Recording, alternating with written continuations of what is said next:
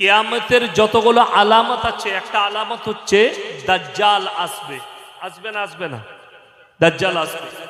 এই দাজ্জাল আসবে, এটা তখন কখন বুঝতে পারবে? হযরতে ঈসা নবীর নাম শুনেছেন না? শুনে। কিয়ামতের একটা আলামতের মধ্যে আবার একটা আলামত এটা, যে ঈসা মসিহ দুনিয়াতে আবার আসবেন। কাকে হত্যা করতে? দাজ্জালকে। কাকে হত্যা করতে? দাজ্জালকে হত্যা করতে আসবে। নামবেন কোথায়? আল্লাহ নামাবেন কোথায়? দামাস্কের মসজিদে,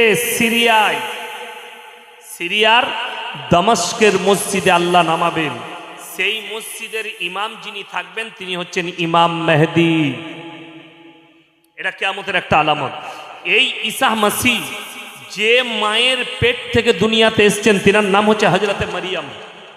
কি নাম বললাম? মারিয়াম। হযরতে মারিয়াম যখন কোরআনে আছে সূরা মারিয়াম, ওনার নামে একটা সূরা আছে, ওয়াজকুর ফিল কিতাবি মারিয়াম ইদিন তাবাদাত মিন আহলিহা মাকানান শারকিয়্যা।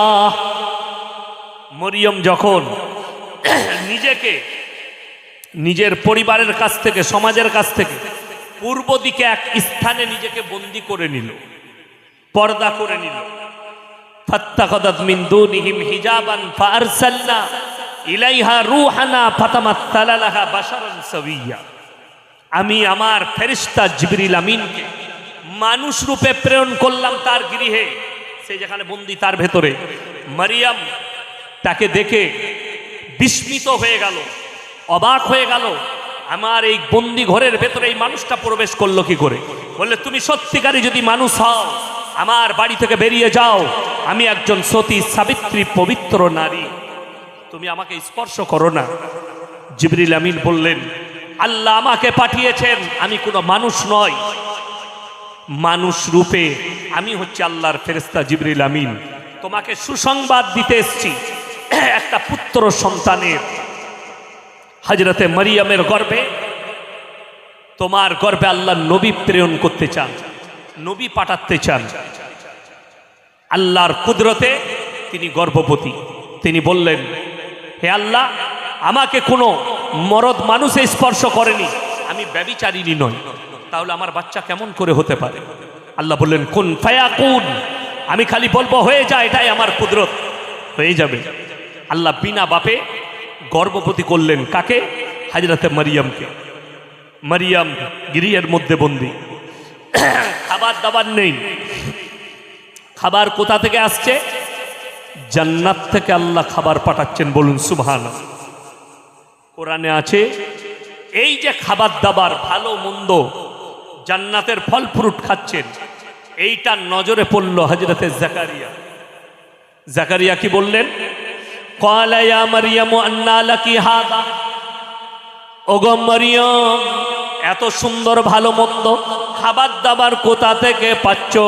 মারইয়াম উত্তর করলেন, ক্বালাত হুয়া মিন ইনদিল্লাহ ইন্নাল্লাহা ইয়ারযুকু মান ইয়াশাউ বিগাইরি হিসাব। আল্লাহ যাকে ভালোবাসেন, আল্লাহ যাকে পছন্দ করেন, তাকে বেশুমার রিজক দান করেন। কোথা থেকে দেব, কেমন করে দেব, আমি আল্লাহ ছাড়া পৃথিবীর কেউ জানে না। কোরআন। আমার বন্ধুগণ, আপনি পৃথিবীর যে কোনো কিনারায় থাকেন, আপনার যতটা রুজি আপনার জন্য আমার আল্লাহ মেপেছেন, আপনি পাবেন। একজন রুজির মালিক আল্লাহ কেমন? এরা সকালবেলায় উঠে গাছের দিকে তাকান, ফজরের নামাজ পড়ে। একটা পাখি, তাকে পরিশ্রম করতে হয় না, তাকে বাজারঘাট করতে হয় না, তাকে ব্যবসা করতে হয় না, বিনা পরিশ্রমে একটা পাখিকে আল্লাহ কি দিচ্ছেন? রুজি দিচ্ছেন। শুধু তাই নয়, পৃথিবীর বিজ্ঞান বলছে 3 ভাগ প্রাণী সমুদ্রের তলে আছে, 1 ভাগ স্থলে। সব থেকে বড় প্রাণীর নাম হচ্ছে নীলতিমি। বিজ্ঞান বলছে 24 ঘন্টার ভেতরে 100 কুইন্টাল খাবার খায়। আমি আল্লাহ রুজি দান করি। 3 ভাগ প্রাণী, স্থল আর জল, সকলের রুজির দায়িত্ব আমার আল্লাহর।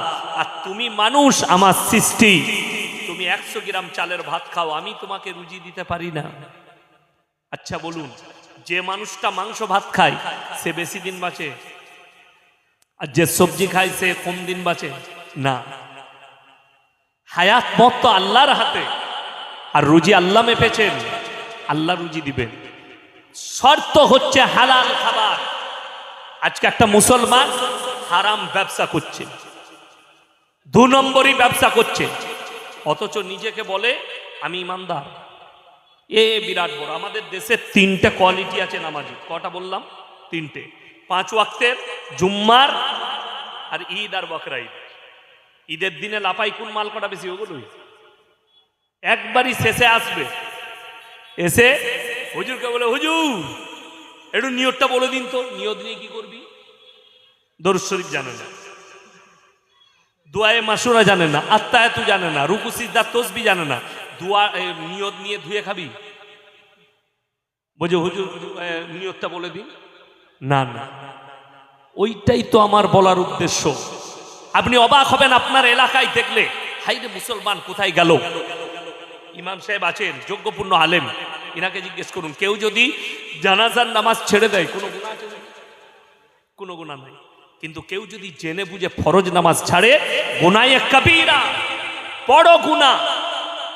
অবাক হবেন, এলান হলো অমুক ভাই ইন্তেকাল করেছেন, জোহরের নামাজের পরে জানাজা হবে। এলান হয় না? হয় না গ্রামে? প্রত্যেকটা গ্রামে এলান হয়, অমুক ভাই জোহরের নামাজের পরে তার জানাজার নামাজ হবে। আলহামদুলিল্লাহ, 5 ওয়াক্তের নামাজিরা উজু করে মসজিদে 5 ওয়াক্তের নামাজ পড়ছে, আর কিছু আউলিয়া আছে উজু করে দাঁড়িয়ে আছে, ও শুধু জানাজা পড়বে। ঠিক বললাম না ভুল বললাম? শুধু জানাজা পড়বে। তাকে জিজ্ঞেস করুন, জানাজার গুরুত্ব বেশি না ফরজ নামাজের গুরুত্ব বেশি? ফরজে কিফায়া আর ফরজ আল্লাহর হুকুম। অবাক লাগে।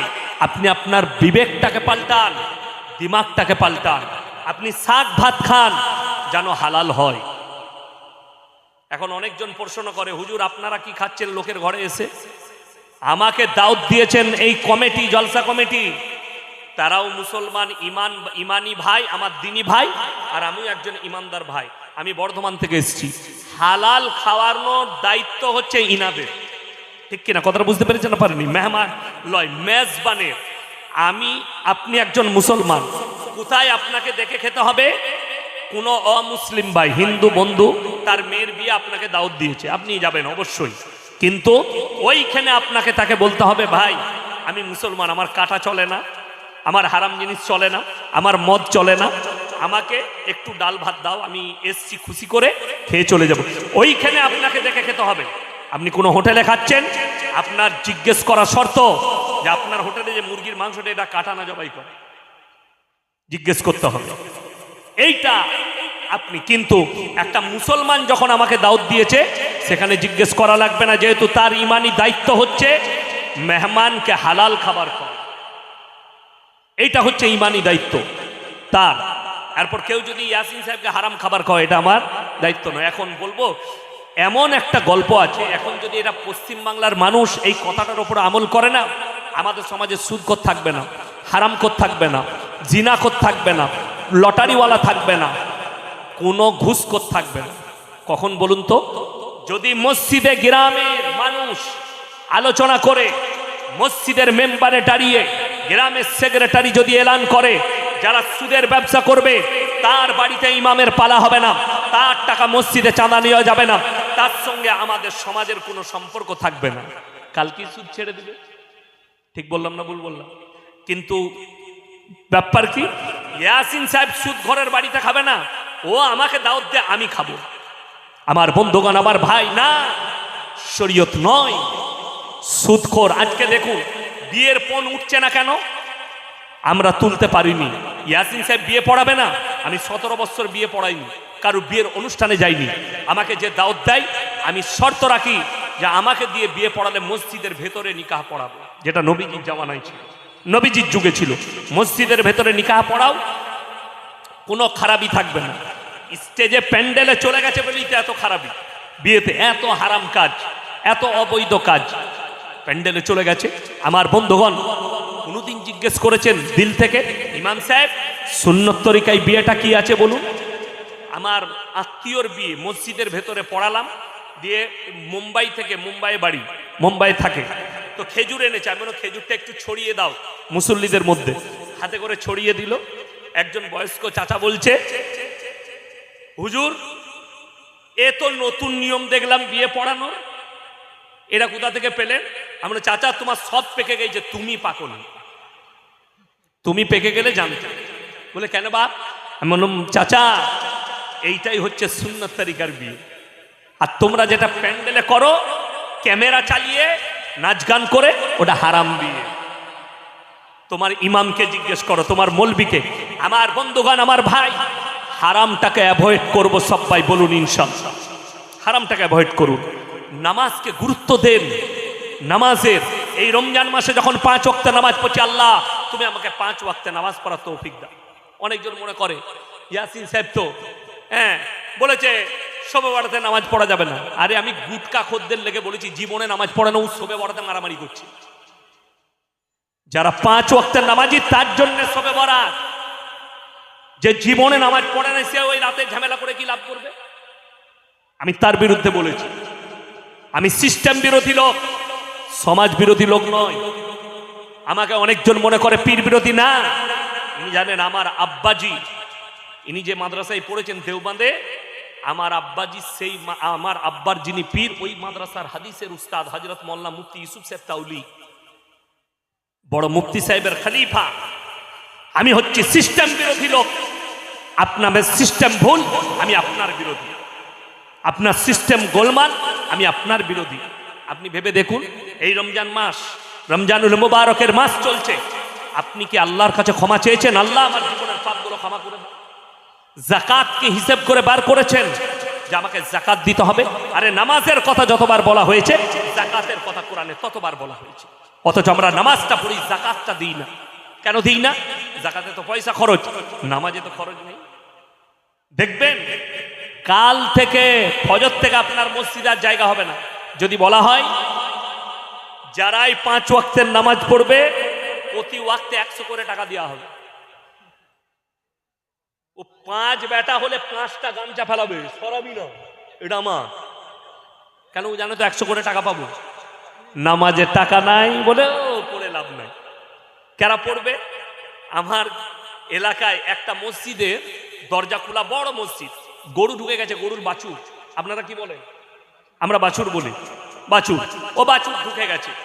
তো মুয়াজ্জিন সাহেব যিনি আছেন তিনি খেদারে বার করে ওই গরুর মালিককে বলছে, সেও মুসলিম, যে ভাই তোমার বুদ্ধি নেই, গরুটা বাঁধতে পারো না, বাছুরটা মসজিদে ঢুকে গেছে।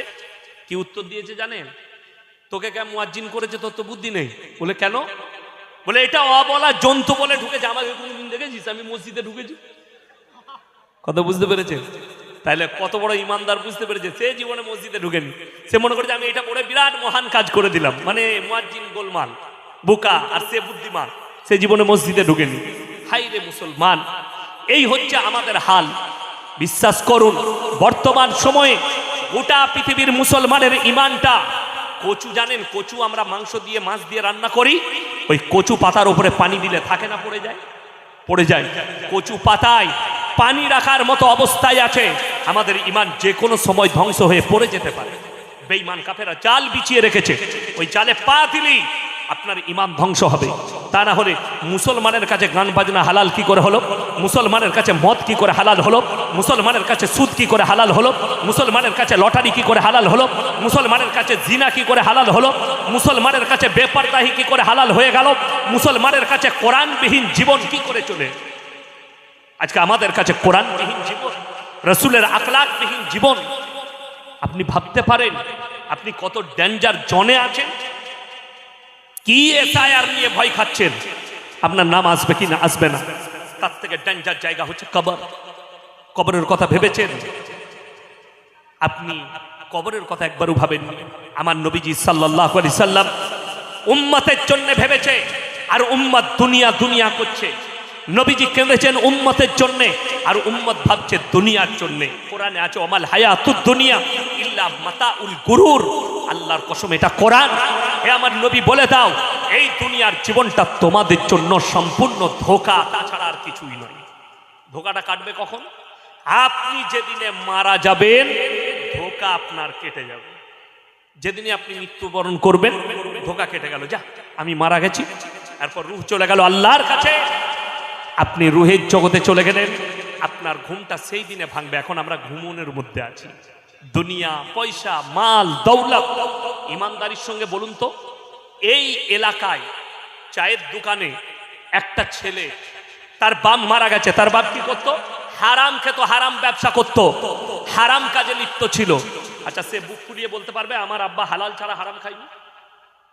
আর যদিও বলে, লোকরা হাসবে, মুচকি মুচকি হাসবে না? হাসবে না? কিরকম বলছে দেখ, গোটাটাই হারাম। আর একটা লোক এই বনগা বাজারে সকাল হলে আলু বিক্রি করেছে, পেঁয়াজ বিক্রি করেছে, একটু সবজি বিক্রি করেছে, শসা বিক্রি করেছে, হালাল ব্যবসা করেছে।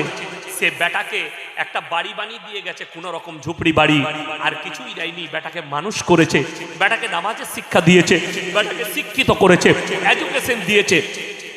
সেই বেটা গর্ব করে বলতে পারবে, আমার বাপ আমাকে সম্পদ দিয়ে যায়নি, কিন্তু আমার আব্বা আমাকে জীবনে হারাম খাওয়াইনি, হালাল খাইয়ে মানুষ করেছে। বলতে পারবে না? পারবে না। আর একজন হারামখোরের বেটা, সে কোনোদিন বলতে পারবে না। আমার বর্ধমান টাউনে একজন ফোন করে আমাকে বলছে, আমি ওই গ্রামে ওই মাদ্রাসায় অনেকদিন ছিলাম, টাউনে খাগড়াগড় মাদ্রাসায় 4 বছর পড়িয়েছি। তো সেইখানে একটা যুবক আমাকে লোক ফোন করে বলছে, হুজুর আপনি গালি দেন কেন? আমি মা বোন তুলে কোনোদিন গালি দিইনি, জলসায় দেখাও, একটা পাঠাও। বলে না, আপনি হারামখোর বলেন। আমি বললাম, আচ্ছা, যে লোকটা সুদ খায় তাকে কি বলবো বাপ? তুমি শিখিয়ে দাও, ইমানদার বলবো না ওলি বলবো না হারামখোর বলবো? এ হারাম খেলে তাকে হারামখোর বলা যাবে না? যাবে না? যাবে। হালাল খেলে হালালখোর। ইমানদার যে লোকটা মদ খায় তাকে কি বলবো? আল্লাহর ওলি বলবো না আব্দুল কাদের জিলানি বলবো? তোমরা শিখিয়ে দাও। সে তো হারাম খাচ্ছে, তার মানে সে হারামখোর। ওই জন্য গায়ে নেবেন না। আপনি যদি হারাম খেয়ে থাকেন, আজকে রাতে ইস্তেগফার করেন, আল্লাহ আমি জিন্দগিতে যা হারাম কাজ করেছি আমাকে ক্ষমা করে দাও। আগামী কাল থেকে জীবনে আর হারামের পথে যাব না, আমি যেন হালালের পথে চলি। আমার বন্ধুগণ, আমার ভাই, মরতে আপনাকে আমাকে হবে, হবে না? হবে না? মরণ অবশ্যই আসবে। কোনদিন মনে মনে ভেবেছেন যে আমার মৃত্যু আসবে? আল্লাহ রসুল সাল্লাল্লাহু আলাইহি সাল্লামকে সাহাবীরা জিজ্ঞেস করলেন, হযরত আবু বকর বললেন, ইয়া রাসূলুল্লাহ, এই পৃথিবীর বুকে আপনি কাকে সব থেকে জ্ঞানী মনে করেন? আপনি অবাক হবেন, কোন সায়েন্টিস্টের নাম লাইনি, কোন জ্ঞানীর নাম আমার নবীজি নাইনি। আমার নবীজি সাল্লাল্লাহু আলাইহি সাল্লাম যে উত্তর দিলেন, ঈমানি উত্তর, সেই উত্তরটা কি ছিল? বললেন, হে আমার সাহাবীরা শোনো, পৃথিবীর মধ্যে সব থেকে জ্ঞানী ব্যক্তি ওই ব্যক্তিটা যে প্রত্যেক দিন একবার নিজের মৃত্যুকে স্মরণ করে। আমি আজকে মারা গেলে কালকে আমার কবরটা কি হবে? আমি আজকে চলে গেলে কালকে আমার কবরটা কি হবে? আপনি ভেবে দেখুন, যারা ইসলামকে গালি দিচ্ছে, যারা কোরআনকে গালি দিচ্ছে, যারা আমার রসুলকে গালি দিচ্ছে, আজকে তাদের মুখে কুলু পেটে গেছে। গোটা পৃথিবী দাঁড়িয়ে দেখছে পশ্চিমী দুনিয়ার বর্বরতা, তাদের যে লুচ্ছাগিরি আর তাদের বর্বরতা গোটা পৃথিবী দেখছে। যেটা নবীজি সাল্লাল্লাহু আলাইহি সাল্লামের যুগের আগের যুগের পাপ, তিনার যুগের আগের যে যুগ ছিল সেই বর্বরতার যুগের পাপ এপস্টেন ফাইল।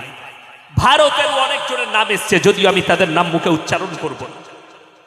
ভারতেরও নাম এসছে, অনেক দামি দামি প্লেয়ারের নাম এসছে, আর্টিস্টের নাম এসছে। আমি দেখলাম কালকে যে অনেক পৃথিবীর দামি দামি, যাদেরকে লোকরা সায়েন্টিস্ট মনে করে, যাদেরকে মনে করে এই লোকগুলো পৃথিবীর জ্ঞানী, এরা পৃথিবীকে অনেক কিছু দিয়েছে। কেউ মোবাইল দিয়েছে গবেষণা করে, কেউ ওষুধ দিয়েছে। মাথায় রাখবেন, টেকনোলজি তাদের কাছে আছে, তাদের কাছে নাসা আছে, তাদের কাছে প্রযুক্তি আছে, তাদের কাছে ঈমান নেই। তাদের কাছে শুধু দুনিয়া, পরকাল বলে কিছুই নেই। এই মোবাইলটা তুলে দেখুন, পৃথিবীর বুকে আল্লাহর নবী সাল্লাল্লাহু আলাইহি সাল্লামের যুগের পাপ নয়। নবীজি হাদিস বর্ণনা করেছেন, কিয়ামতের মারাত্মক আলামত তোমরা দেখতে পাবে কিয়ামতের পূর্বে, যখন দেখতে পাবে বর্বরতার যুগের পাপগুলো মডেলিং হয়ে ফিরে আসছে। আজকে একটা মুসলিমদের মহিলা বোরকা পরে রাস্তায় গেলে তাকে কোর্টে কেস লড়তে হয়, এয়ারপোর্টে গেলে তাকে বোরকা খুলতে হয়, কলেজে গেলে তাকে হেউ হতে হয়, অথচ একটা মেয়ে ম্যাংটো গেলে তাকে বাহবা দেওয়া। আপনি জানেন, আমার যুবকরা জানে, কোন একটা মেয়ে শরীর ঢাকা দিয়ে যদি মোবাইলে ছবি ছাড়ে, তার মোবাইলে কোন রকমের কোন লাইক করবে, এই মেয়েটা ভালো না, শরীর থেকে আছে। কিন্তু একটা মেয়ে সে যদি ন্যাংটো হয়ে ফটো ছাড়ে, ঝাঁটা ঝাট পুরুষরা লাইক দিবে, যুবকরা দারুণ লাগছে, বিউটিফুল। কেন? সে তো জিনার দাওয়াত দিয়ে দিয়েছে তাকে। আচ্ছা বলুন তো, একটা নারীকে ইজ্জত করা মানে তাকে ঢেকে দেওয়ার নাম ইজ্জত, না খুলে দেওয়ার নাম ইজ্জত? কথা বলে না? ঢেকে দেওয়ার নাম ইজ্জত। আর সব থেকে দামি কথা, এখানে যারা শিক্ষিত আছেন, ইসলামের প্রতি যাদের অনীহা আছে, আমার বায়ান যারা শুনছেন দূর থেকে হোক, জালসায় হোক, মোবাইলে হোক, যাদের মধ্যে অনীহা আছে, যারা মুসলিম ভাই অথচ ইসলামের প্রতি অনীহা, তারা শুনে যান। আমরা স্কুলে পড়েছি আদিম যুগের ঘটনা, পড়েছি না পড়িনি? এই তো এখানে একটা প্রশ্ন কার কাছে এসেছিল জানি না, আপনার কাছে। বিজ্ঞানীরা ভাইরাল বলেছেন মানুষকে বাঁদর থেকে সৃষ্টি করে, কোরআন কি বলে? আমি একটা জলসায় বলেছি, ইতিহাসটা যে লিখেছে বাঁদর থেকে মানুষ এসছে, সে এমনি লেখেনি, 14 কেজি গাঁজা খেয়ে লিখেছে। কত কিলো বললাম? 14 কিলো। যদি বলেন প্রমাণ, দলিল দিয়ে দিচ্ছি। কলকাতায় আলিপুর চিড়িয়াখানা আছে না নাই? আছে। আজকে মোটামুটি 50 বছর হয়ে গেল বাঁদর রাখা আছে, এখনো পর্যন্ত মানুষ করতে পারলো না। তো হয়েছে? মানুষ হয়েছে? হয়নি। কেন? কোরআন বলছে বাঁদর হচ্ছে আল্লাহর আলাদা সৃষ্টি, মানুষ হচ্ছে আলাদা সৃষ্টি। কোরআন হচ্ছে আল্লাহ তাআলা প্রথম মানব সৃষ্টি করেছেন হযরত আদম আলাইহিস সালাতু ওয়াস সালামকে। এরপর চলুন মানুষের জীবনযাত্রার ব্যাপারে কোরআন হাদিস কি বলেছে, যে মানুষ প্রথমে পাহাড়ের গুহায় থাকতো, জঙ্গলে থাকতো। ইতিহাসও তাই বলছে। মানুষ আগে কাপড় পরতে জানতো না ঠিক মতো। তাদের প্রথম পোশাক দুটো, যারা ইতিহাস পড়েছেন তারা জানেন। প্রথম সভ্যতার নাম হচ্ছে, প্রথম সভ্যতা যখন এলো সেই যুগের মানুষ তারা গাছের ছালের পোশাক আর প্রাণীর পশুর চামড়ার পোশাক পরত। গুগল থাকে তা সার্চ করুন, পৃথিবীর ইতিহাস বলছি, এটা হচ্ছে প্রথম সভ্যতা। তারপরে তারা কাপড় পরতে শিখলো, কাপড় পরার নাম সভ্যতা, ঢেকে দেওয়ার নাম সভ্যতা। আজকে যারা বলছে এই নারীদিকে পর্দার নাম করে মুসলমানরা, এরা নারীদিকে বঞ্চিত করেছে, নারীদিকে পর্দার নাম করে এদিকে ঢেকে দিয়েছে, এরা এত বড় জানোয়ার, এত বড় বর্বর, এরা নারীদের শরীর দেখার জন্য নারীদিকে ন্যাংটো করতে চাইছে। আমার বন্ধুগণ, যদি সভ্যতার নাম ঢাকা হয়, তাইলে নারীকে ন্যাংটো করার নাম কি হতে পারে? তোমরা তো ন্যাংটো করে দিচ্ছ, ইসলাম বলছে ঢেকে দাও। কেন ঢাকতে বলেছে জানেন? Islam is the safety. Islam is the কি বললাম? সেফটি। ইসলাম সেফটি ধর্ম। কেমন সেফটি বলে দিই। যারা এখানে বাবা আছেন, বাপ আছেন, মেয়ে আছে, আমারও ছোট মেয়ে আছে, আপনার মেয়েকে আপনি জান দিয়ে ভালোবাসেন, জায়েজ আছে। মেয়েকে, সন্তানকে ভালোবাসেন, কিন্তু শরীয়ত হচ্ছে সেই মেয়েটার বয়স 7 বছর হয়ে গেলে বাপের কাছ থেকে বিছানা আলাদা করে দিতে হবে।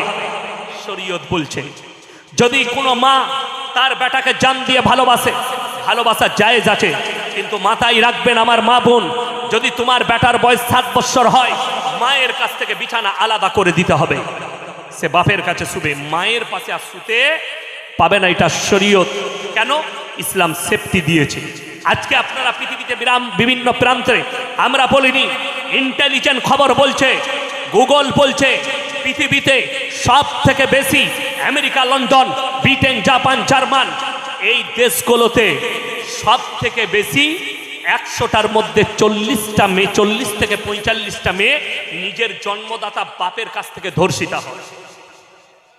আমরা বলিনি, ইন্টেলিজেন্ট খবর বলছে, গুগল বলছে, সার্চ করুন। গুগল যাদের আছে তারা বুঝতে পারবেন। শিক্ষিত দিকে বলছি, আমি মূর্খ দিকে বলিনি। জ্ঞানীগুলি দিকে যারা ইসলামকে গালি দেয়, যারা মেয়েদিকে পর্দার নামে গালি দিচ্ছে, তাদেরকে বলছি একবার গুগলে সার্চ করুন। আমার ভাই জানেন, এমনি আপনি টুপিদারি পাননি, এই ঢাকাটা পাননি। কোরআনে আছে ওয়াদরিব খুমুরিহিন্না আলা জুনুবিহিন। হে নারী, তুমি পর্দা নির্ধারিত করো, কোনোদিন ধর্ষিত হবে না, লাঞ্ছিত হবে না, তোমরা কোনোদিন বিপদগামী হবে না। বেঈমান কাফেররা শুনেলেন, ইপেস্টেন ফাইলস যেটা প্রকাশ হয়েছে এমনি নয়, বড় ডেঞ্জার। যারা ইসলামে আমাদের নামে বদনাম ছড়াচ্ছে, যারা প্রিয় নবী সাল্লাল্লাহু আলাইহি সাল্লামের নামে উৎসাহ রটিয়েছে, নবীজি মা আয়েশাকে 6 বছর বয়সে বিবাহ করেছেন আর 9 বছর বয়সে সংসার শুরু করেছেন, তাদেরকে বলবো যে নবীজি আজ থেকে 1450 বছর আগে মা আয়েশাকে 6 বছর বয়সে বিবাহ করলেন।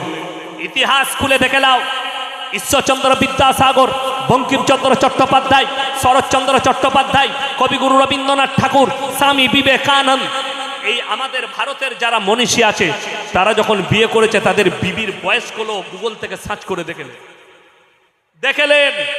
কেউ 7 বছর, কেউ 6 বছর, কারু বইয়ের বয়স, কারুর বিবির বয়স 11 বছর।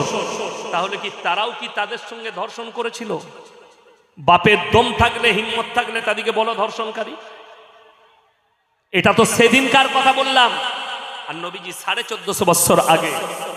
তারপরেও একটা কথা বলে দিই, ইমানদারির সঙ্গে বলুন, আরবের মানুষ আমাদের থেকে হাইট ফিগার ভালো না কম? ভালো।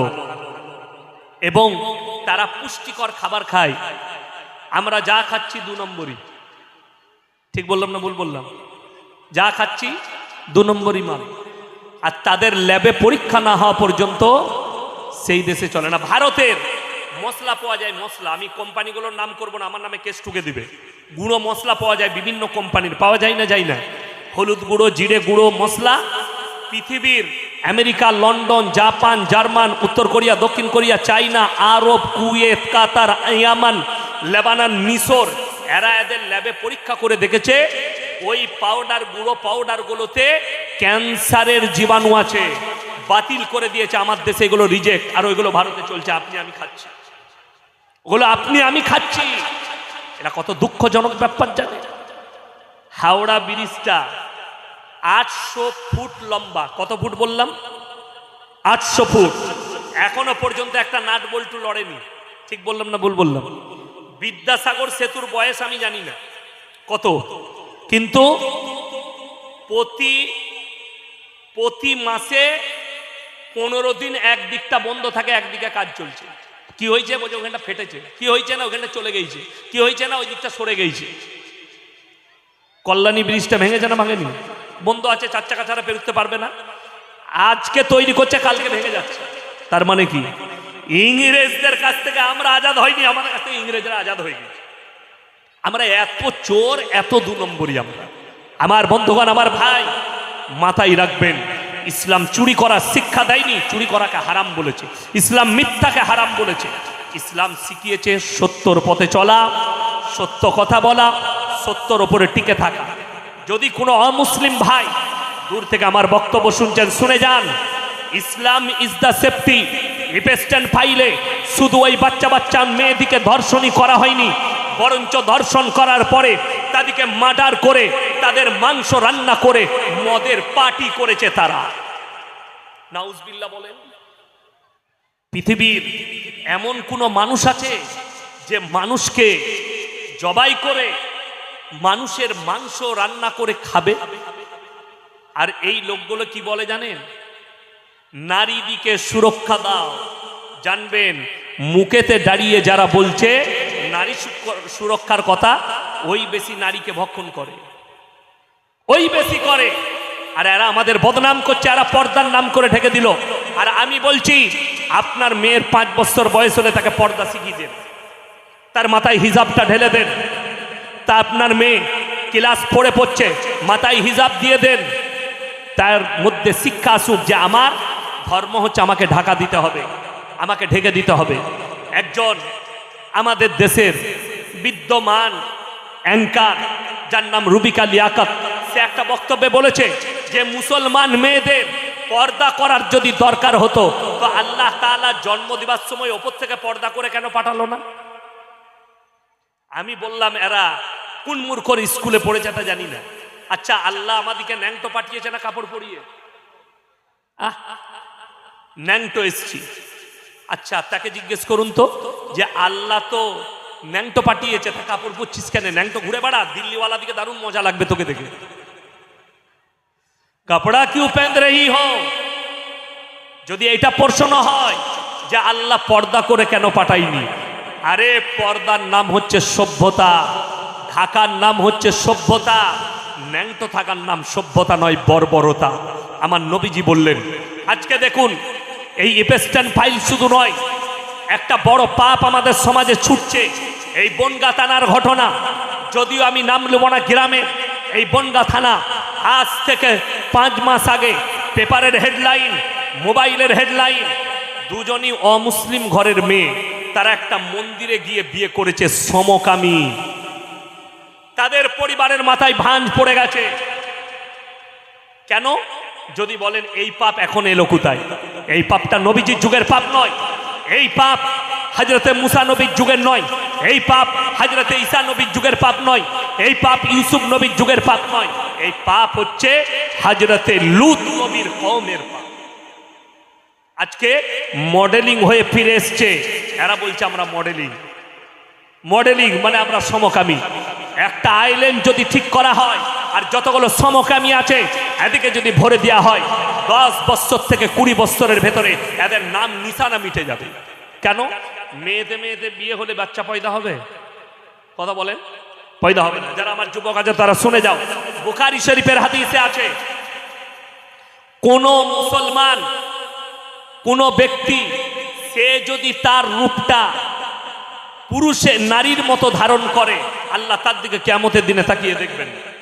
তার দিকে কিয়ামতের দিনে আল্লাহ তাকিয়ে দেখবেন না। নাম্বার 2, কোন মহিলা সে যদি তার রূপটা পুরুষের মতো করে, জিন্সের প্যান্ট, গেঞ্জি, ববিকাট চুল এইভাবে চলে, তাহলে তার দিকে আল্লাহ তাকিয়ে দেখবেন না, অর্থাৎ এই দুজন জাহান্নামে যাবে। ওই জন্য অনেক মুসলিম ছেলে হাতে বালা পড়ে, হাতে চেন পড়ে, কানে বালি পড়ে, মেয়েদের মতো চুল রাখার চেষ্টা করে। এদিকে সাবধান করে যাচ্ছি, এটা রাসূল সাল্লাল্লাহু আলাইহি সাল্লাম স্পষ্ট হাদিস, জান্নাত পাবে না। ভালো একটা ঘড়ি পড়ো, কোনো অসুবিধা নাই, ঘড়ি একটা ভালো পড়ো। আপনি ঘড়ি পরে নেন সুন্দর একটা, যদি ঘড়ি না থাকে আপনার শাশুড়িকে বলুন একটা ভালো ঘড়ি দিতে, আপনাকে দিয়ে দিবে, আপনি পড়ুন। কিন্তু হাতে বালা চেন পড়া যাবে না। এই মুসলিম ছেলের আংটি কেন, সোনার কেন হারাম? আমাকে বাংলাদেশের এক বন্ধু ফোন করে বলছে, হুজুর সোনা কেন হারাম? আমি হাদিসের দলিল পাঠালাম, বলে এই হাদিস মানবো না, বুঝাতে হবে কেন হারাম। আমি বললাম যে তোমার পড়ার ইচ্ছা? বলে হ্যাঁ। মানে ঠিক আছে, তুমি এক কাজ করো, তোমার বউ কানের দুল পড়েছে? বলে হ্যাঁ। আমরা তুমি পড়ে নাও। আমরা তোমার বউ নাকের পড়েছে? বলে জি। আমরা তুমি একটা নাকের পড়ো, তুমি একটা গলার হার পড়ো, হাতে 2-4 খানা তোমার বউয়ের মতো চুড়ি পড়ো, তুমি কোনটা তোমার বউ কোনটা বোঝা যাবে না সমাজে। ঠিক বললাম না ভুল বললাম? আমরা খেপা, মেয়েদিকে সৌন্দর্যের জন্যে সাজতে হয়, আর পুরুষের সাজসজ্জা। আচ্ছা বলুন তো, আমি মেকআপ করে এসেছি স্টেজে না, আমি উজু করলাম চলে এলাম, নামাজ পড়ে শুয়েছিলাম জোহরে, উজু করে চলে এলাম, আর কিচ্ছু না।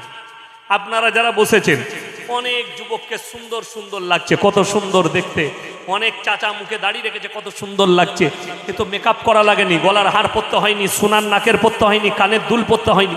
আরে যদি মরদ মানুষ দুল পরে কানে, তার ডিজাইনটা পাল্টি যাবে, হিজড়ে না মেয়ে না কি বোঝা যাবে। সেদিনে দেখলাম কোথায় একজন ধরা করেছে, একটা ছেলে হিজড়ে সেজে টাকা আদায় করছে, শাড়ি পরে, সব কিছু কেটে দেয়, কানে দুল পড়েছে, নাকের নথ পড়েছে, দিয়ে আদায় করছে। ওই জন্যে বুখারী শরীফের হাদিসে আছে, এই লোক জান্নাতে যাবে না। এই আপনার এই পাপটা হচ্ছে লূত নবীর কওমের পাপ। যাদের বাড়িতে ম্যাপ আছে, ম্যাপ খুলে দেখবেন, একটা সাগরের নাম হচ্ছে মরা সাগর, যে সাগরে কোনো পোকামাকড় জন্মায় না, কীট পতঙ্গ জন্মায় না। আমার আল্লাহ রাব্বুল আলামিন ওই সাগরের মধ্যেই পাল্টিয়েছে কাকে? লূত নবীর কওমকে। কোরআনে আছে 2 জন নবীর বিবি জাহান্নামে যাবে, আল্লাহ লাকির টেনে দিয়েছেন। কজন বললাম? 2 জন। এই 2 জন নবীর বিবি জাহান্নামে যাবেন, আটকাতে পারবে না তাদের স্বামীরা নবী। নবীরা নিষ্পাপ না নিষ্পাপ নয়? নবীরা জান্নাতি। কোরআন খুলেন, আল্লাহ আমাদের প্রিয় নবীর কাছে আয়াত পাঠাচ্ছেন, লাকির টেনে দিচ্ছেন। দারাবাল্লাহু মাসালাল লিল্লাযীনা কাফারু ইমরাআতান নূহিন ওয়া ইমরাআতাল লূত কানাতা তাহতা আবদাইনি মিন ইবাদিনা সালিহাইনি ফাকানাতাহুমা ফালাম ইউগনিয়া আনহুমা মিনাল্লাহি শাইয়্যা ওয়া কিলা আদখুলান নারা মা'আদ দাখিলিন। আমার 2 জন উলুল আজম নবী, পয়গম্বর, হাবিব পয়গম্বর নূহ নবী আর লূত নবী, এই 2 জনের বিবিকে জাহান্নামে দেব, তারা নবী হওয়ার পরেও আটকাতে পারবে না। আপনি ভেবে দেখুন, লূত নবীর বিবি জাহান্নামে যাবে, হে আমার মুসলিম যুবক যুবতী, আর তুমি সমকামী হবে, তুমি কি করে জান্নাতে যাবে? তোমার বাপ পার করিয়ে দিবে, আমার মতো ফুটো মলবি হুজুররা পার করাবে? এটা তোমার ওয়াহম ছাড়া আর কিছু নয়, এটা তোমার স্বপ্ন ছাড়া আর কিছু নয়। নবী পয়গম্বর তার নবীকে বিবিকে জান্নাতে দিতে পারবে না, আর তুমি মনে করছো হুজুরকে দেশি মুরগি খাইয়ে জান্নাতে যাবে? তুমি যদি এটা মনে করো তোমার হুজুর মার খাবে, আর তুমি তো খাবেই খাবে, রেডি থাকবে, চিন্তা নাই। ওই জন্যে পাপ মুক্ত জীবন গর্ব সবাই জোরে বলুন ইনশাল্লাহ। হালালের ওপরে বিশ্বাসী হন, বেঈমান কাফেরের ওপরে বিশ্বাসী নয়। আমার নবীজি কি বলেছেন? বাড়িতে কোরআন যাদের নেই একটা করে বাংলা কোরআন নিয়ে আসুন। আপনার মেয়েকে মোবাইলের সময়ের থেকে বেশি কোরআনের সময় দিতে বলুন, ইসলামিক কালচারের সময় দিতে বলুন। আপনার বিবিকে আমরা বলিনি, পুলিশের রিপোর্ট বলছে এই মোবাইল আসার পরে এত ডেঞ্জার জোন হয়েছে যে শুধু বারাসাত টাউনে পুলিশ রিপোর্ট দিয়েছে নবান্নকে, 1 বছরের ভেতরে 550 কটা মেয়ে নিজের স্বামী ছেড়ে অন্যত্তরে পরকিয়া করে পালিয়ে গেছে। এখন তো সব থেকে বড় রোগ এসছে, লোকের বউকে নিয়ে পালিয়ে যাও, পালিয়ে গিয়ে ঘর করো। এই রোগ আমাদের মুসলমানদের মধ্যেও জেগে গেছে, লোকের বউকে নিয়ে পালিয়ে গিয়ে ঘর করছে। মৌলবি দিকে শোনাস না, ওদিকে শোনালি বিপদ। কে বলল? আমার এক বন্ধু বলছে, হ্যাঁ 1 মাস 2 মাস আগে একজন স্ত্রীকে ডিভোর্স দিয়ে দিয়েছে, তালাক। বলছে হুজুর মেয়েটা এখন কাঁদছে আর ছেলেটাও এখন কাঁদছে, বলছে যে তাকে নিয়ে আসবো, আমরা দুজনকে জুতো করে পিটা, আর তো কোনো রাস্তা নাই। এটা কি? এরপর সে চেষ্টা করছে মৌলবিদিকে অ্যাভয়েড করে তাকে নিয়ে এসে আমি হারাম সম্পর্ক করে চলবো। আল্লাহর রাসূল বললেন কিয়ামতের পূর্বে যতগুলো আলামত আছে আলামতগুলো শুনেলেন, আর আমরা গবেষণা করে দেখলাম কতগুলো আলামত খালি প্রকাশ পেয়েছে। নাম্বার 1, মসজিদ হচ্ছে আল্লাহর ঘর। কার ঘর বললাম? আল্লাহর ঘর। তোমরা দেখতে পাবে সেই জায়গায় যখন দুনিয়াদারির কথা আলোচনা হচ্ছে, এখন মসজিদে দুনিয়াদারির কথা আলোচনা হয় না? হয় না? জুম্মায় ইমামের খুতবা চলছে, ও দুনিয়ার কথা বলছে, ওর ঘরের কথা।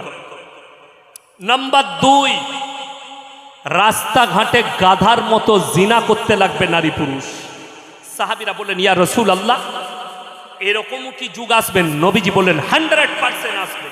নবীজি কি বললেন? 100% আসবে, ওই যুগ আসবে। নাম্বার 3 যেটা আসবে সেটা হচ্ছে নারীরা পোশাক পরবে তারপরেও ন্যাংটো থাকবে। নারীরা পোশাক পরবে তারপরেও ন্যাংটো থাকবে। আপনি সমাজে তাকিয়ে দেখলেন চলে এসছে এই আলামত। নাম্বার 4, এটা মারাত্মক, অনেকের গায়ে চুলকানি হয়ে যাবে এটা বলে দিলে, কিন্তু আমার বলতে দ্বিধাবোধ নেই যেহেতু রাসূলের হাদিস। তোমরা দেখতে পাবে অশিক্ষিত মূর্খরা যখন সমাজের নেতৃত্ব দিবে আর শিক্ষিতরা চুপচাপ বসে দেখবে, এটা কিয়ামতের মারাত্মক একটা আলামত। নাম্বার 5, এটা আরো ডেঞ্জার, যে মুসলমানের কাছে হারাম জিনিসগুলো হালাল হয়ে যাবে, অবৈধগুলো বৈধ হয়ে যাবে। নম্বর 6, বর্বরতার যুগের পাপগুলো মডেলিং হয়ে ফিরে চলে আসবে, যেটা নবীজির যুগেও ছিল না, সেই পাপ আবার ফিরে চলে আসবে। নাম্বার 7, সব থেকে মারাত্মক যেটা প্রকাশ পেয়ে গেছে, এই যেগুলো প্রকাশ পেয়েছে এগুলো বলছি, এই নাম্বার 7টা হচ্ছে নারীর সংখ্যা বেড়ে যাবে, পুরুষের সংখ্যা কমতে শুরু করে দিবে। বর্ধমান টাউন আমার বন্ধুর নার্সভূম আছে, আশা নার্সভূম। আমি তাকে বললাম ভাই একটু আমাকে খাতা দেখে বলবেন তো এই 2025 সালে কত পার্সেন্ট মেয়ে হয়েছে আর কত পার্সেন্ট ছেলে হয়েছে। অবাক করা তথ্য দিয়েছে জানেন, বলছে 100টার মধ্যে 70টা মেয়ে হয়েছে, 30টা ছেলে হয়েছে। কটা কমে গেল? 40টা কমে গেল। কথা বুঝতে পেরেছেন? 40টা কমে গেল। আমার ভাই এইটাই হচ্ছে কিয়ামতের মারাত্মক আলামত।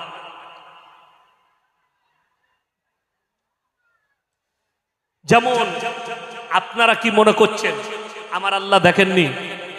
কেউ আমরা পাপ করব না, জোরে বলুন ইনশাআল্লাহ। কেন পাপ করবেন না জানেন? একটা কথা সবাই মনে রাখবো, বলুন ইনশাআল্লাহ। কোন কথা? আমাকে কেউ দেখুক বা না দেখুক, আমার আল্লাহ আমাকে অবশ্যই দেখছেন। কেন? কোরআন এটা আল ইমরান সূরা, ইন্নাল্লাহা লা ইয়াখফা আলাইহি শাইউন ফিল আরদি ওয়ালা ফিস সামা। হে আমার নবী বলে দাও, আসমান আর জমিনের মধ্যে যা কিছু আছে কোনো জিনিসটাই আমার আল্লাহর কাছে গোপন নেই। তোমরা অন্তরে কথা বলো, আমি আল্লাহ অবশ্যই শুনতে পাই। তোমরা অন্তরে কথা বলো, আমি আল্লাহ শুনতে পাই। নাম্বার 2, আমার আল্লাহ অপর জায়গায় বললেন, যারা ভাবছেন আমার হাত পাপ করে, আমি চোখের দ্বারা করি, কানের দ্বারা করি, কেউ দেখতে পাই না, আল্লাহ বললেন কিয়ামতের দিনটাকে স্মরণ করো। সেদিন আমি কি করব জানো? আল ইয়াউমা নাখতিমু আলা আফওয়াহিহিম ওয়া তুকাল্লিমুনা আইদিহিম ওয়া তাশহাদু আরজুলুহুম বিমা কানু ইয়াকসিবুন। হে আমার নবী, পৃথিবীর মানুষকে বলে দাও, সেদিন আমি জবান সিলাই করে দেব, হাত কথা বলবে, কান কথা বলবে, চোখ কথা বলবে, অঙ্গ প্রত্যঙ্গ কথা বলতে শুরু করে দিবে। তখন তোমরা আবার কি করে জবাব দেবে? আমি তো তোমাদের জবানকে সিলাই করে দেব। আমার বন্ধুগণ, ওই জন্যে আল্লাহ কিয়ামতের সিগন্যাল দিচ্ছেন। সিগন্যাল বুঝেন কি? সিগন্যালটা হচ্ছে কালকে 1:22 জুম্মার সময় আপনারা একটু অনুভব করেছেন ভূমিকম্পের? হ্যাঁ, ভূমিকম্প। আপনি কি মনে করছেন এটা নেই? কোরআনে এটার জিকির আছে, জালজালা। ইয়া আইয়ুহান নাসু তাকু ইয়া আইয়ুহাল্লাযীনা আমানু ইন্না জালজালাতাশ শাআতি শাইউন আযীম। হে আমার নবী বলে দাও, কিয়ামতের পূর্বে জালজালা মানে ভূমিকম্পে আমি পৃথিবীটাকে তাছনাছ করে দেব, ওলট পালট করে দেব। জালজালাতাশ শাআতি শাইউন আযীম। ইয়াউমা তারাউনাহা তাযহালু কুল্লু মুরদিয়াতিন আম্মা বারদাআত ওয়া তাদা কুল্লু দাতিন হামলিন হামলাহা ওয়া তারান নাসা সুকারা মা হুম বিসুকারা ওয়ালাকিন্না আযাবাল্লাহি শাদীদ। হে আল্লাহ, সেদিনে মানুষের কি হবে? আল্লাহ কোরআনে জিকির করলেন, শোনো। সেদিনে মানুষ যে দুধ পিলানে বালি মা বাচ্চাকে দুধ পান করাবে, রাস্তায় মা ছুটতে থাকবে, বাচ্চা পড়ে থাকবে। পেটের বাচ্চা থাকবে 1 মাসে, 2 মাসে, 3 মাসে, 4 মাসের, তারা সঙ্গে সঙ্গে বাচ্চা ধারণ করে ফেলবে। আর মানুষ হবে মাতালের মতন।